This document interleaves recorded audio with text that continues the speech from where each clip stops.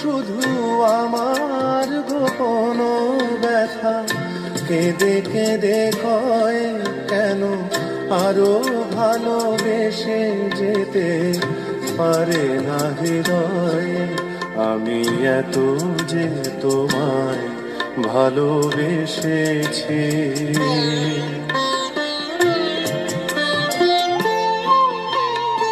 তোমার কাজল চোখে যে গভীর ছায়া কেঁপে ওঠে ও, তোমার আধারে ও যে হাসির মধু মায়া ফোটে ও, তারাই অভিমান বোঝে না আমার, বলে তুমি তো আমায় ভালোবেসেছো।